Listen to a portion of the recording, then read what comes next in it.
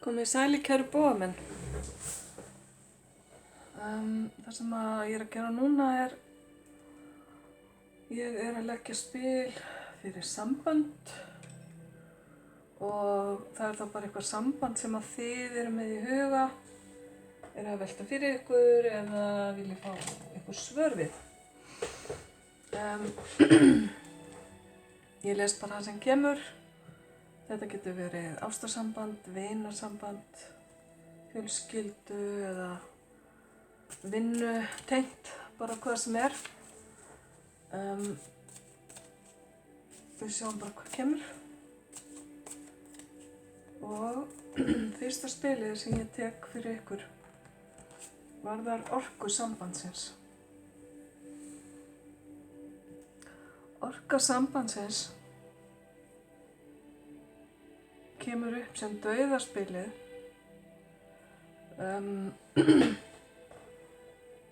sem getur verið annað tvennu. Annarkvort er þetta samband sem er bara nýlega búið eða samband sem er að hefjast aftur eftir slit. Við skulum sjá hvað kemur bara í framhaldinu, en dauðinn er endurfæðing, umbreyting, mikil umbreytingar orka sem að hér er sýnd, og alltaf þegar eitthvað deyr verður ákveðið niðurbrot, ákveðin hreinsun sem síðan gefur kost á því að eitthvað nýtt spretti. Þannig að sjáum hvað kemur meira.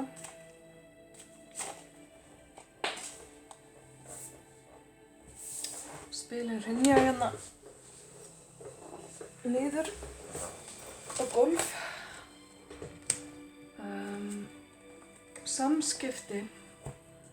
Samskiptin í þessu sambandi. Þau virðast bara ekki vera til staðar. Það hefur orðið einhvers konar slit eða rof.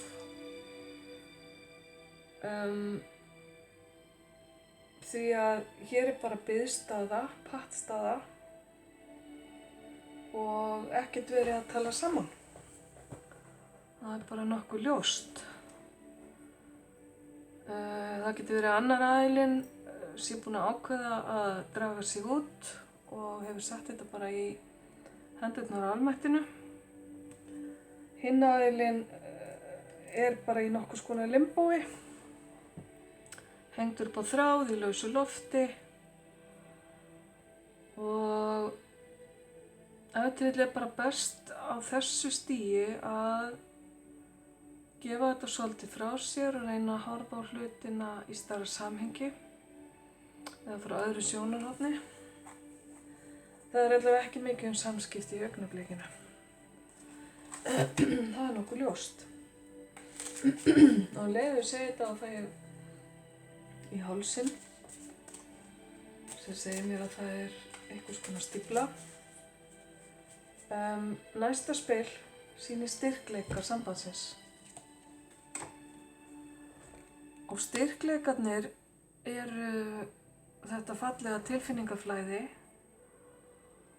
Einhvern tímann hefur þetta samband náð ákveðnu hámarki. Það er að segja gæti verið með giftingu eða trúlofun eða allavega ástarjátningum og jafnvel stofnun fjölskyldu. Börn og fjölskylda koma hérna sterkt inn. Og það sé styrkleikin í sambandinu er jákvætt að vissu leyti, en kannski ekki ef það er það eina sem heldur sambandinu saman. Og nú er ég eiginlega farin að tala ástarsamband tveggja einstaklinga. Auðvitað getur þetta tengst atvinnu fyrirtæki einhverju slíku og þið verðið þá bara að snúa því svolítið þannig þið sem eru að spyrja það. En það er skortur á samskiptum og styrkleikarnir séu fallegir. Þá er sambandið að vissu leyti dálítið brotið vegna þess að aðilarnir eru ekki að tala saman. Og næsta spil sýnir veikleikana. Veikleikar þessa sambands eru fólgnir í því að það skortir samvinnu. Þetta spil kallar á samvinnu, kallar á það að vinnan sem allir aðilar eru að leggja af mörkum verður metin af verðleikum og að aðilarnir fái viðurkenningu og hrós fyrir sinn þátt. En hér er skortur á því og það kemur upp sem veikleiki sem er ósköp eðlilegt.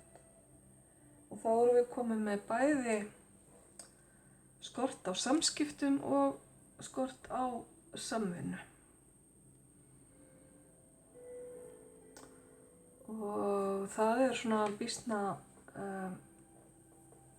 alvarlegt myndi ég segja.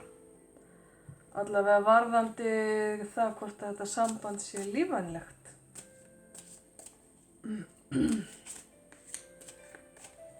Ok.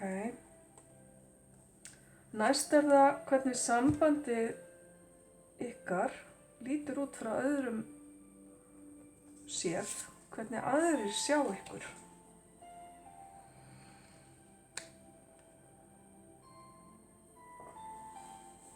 Og það er bara, aðrir sjá ykkur sem aðila sem að valda hverjir öðrum sorg. Hérna höfum við erfiðleika, erfiða tilfinningar, sorg, allskyns rifrildi og þrætur sem að særa hvert annað. Þannig að aðrir aðilar utanaðkomandi, þetta er myndin sem þeir hafa af þessum samskiptum ykkar sem eru í þessu sambandi. Og aftur bílar hálsinn. Ok. Og sko eðlilega kannski nema því séuð að reyna ykkar besta til að fela þetta út á við, en það virðist allavega ekki duga. Því að þetta virðist nokkuð ljóst að það séu erfiðleikar og að fólki líði ekki vel. Það eru öðrum ljóst allavega, skulum við segja. Það sem drífur sambandið áfram, ástríður sambandsins. Vá.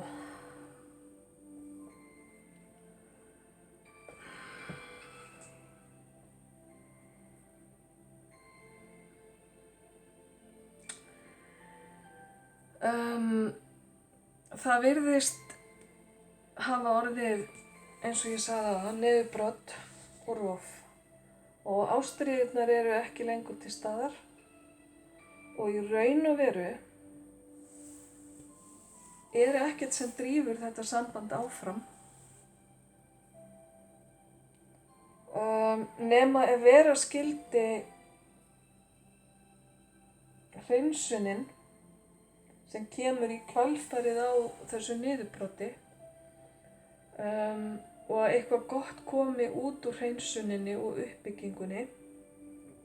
Og ef að báðir aðilar hafi vilja til að byggja upp að nýju, þá getur það vissulega verið drifkraftur og eitthvað sem að drífur hlutina áfram. Ég ætla að taka eitt spil hérna í viðbót á þetta oft svo erfiða spil, törnin. Já, Þetta getur verið karlmaðurinn í sambandinu, þetta getur verið aðilinn sem að býr yfir karlorku sambandsins, hvort sem aðilarnir séu af sitthvoru kyninu eða ekki. Þetta er vissulega drífandi maður og orkumikill. Og það getur verið að þessi aðili sambandsins sé farinn eða muni fara á fullt í það að reyna að lagfæra hlutina og byggja eitthvað upp úr rústunum þegar að svona rykið settlast og hreinsunin klárast. Allavega enn sem komið kemur hann upp hérna sem það sem drífur sambandið áfram. Hann er vissulega ástríðufullur, kóngurinn í stöfum. Og er oft á tíðum yfirmaður eða sá sem er yfir verkefnum. Það skulum sjá hvað kemur næst. Lykillinn að framtíð sambandsins.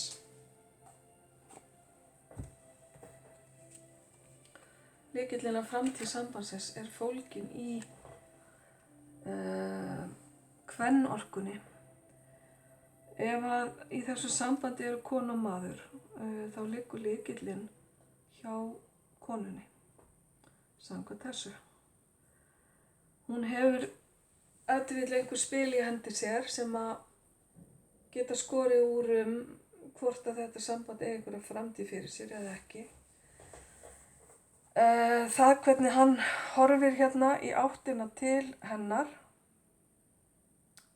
gerir vissar kröfur til hennar, en býður líka átekta. Fullur eftirvæntingar ef til vill. Hún er sterk, sjálfstæð kona sem að tekur sínar eigin ákvarðanir, en er tilbúin í uppbyggingu, heldur hérna á þessu fallega sólblómi sem hún ef til vill hefur ræktað sjálf, eða líklega. Lykill sambandsins liggur hér í þessu spili. Ég ætla að draga 1 eða 2 spil í viðbót til að sjá hvað verður.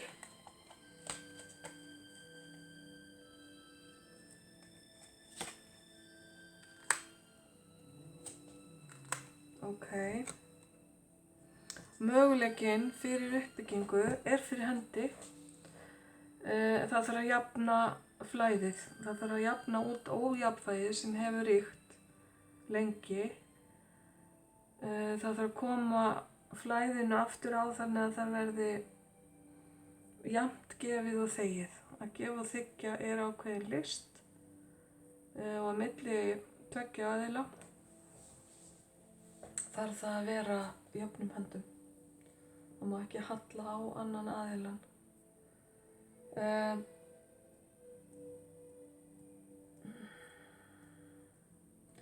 Þetta krefst mikillar vinnu og mikillar orku.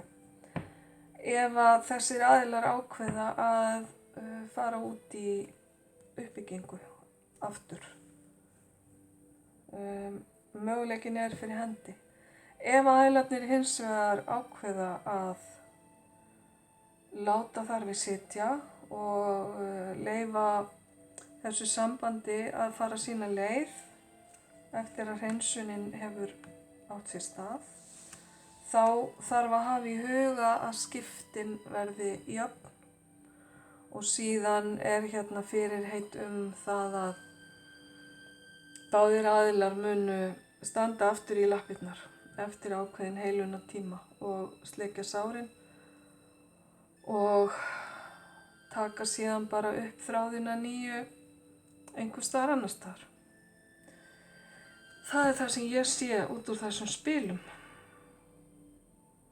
Þannig að kæru bogamenn, þetta var nú heldur betur kannski ekki alveg það sem ég átti von á allavega, en svona geta hlutirnir verið og sambönd, ekki öll sambönd, ganga bara smurt eða lifa af, það er bara þannig. Ég óska ykkur alls hins besta og sendi ykkur ljós og kærleika.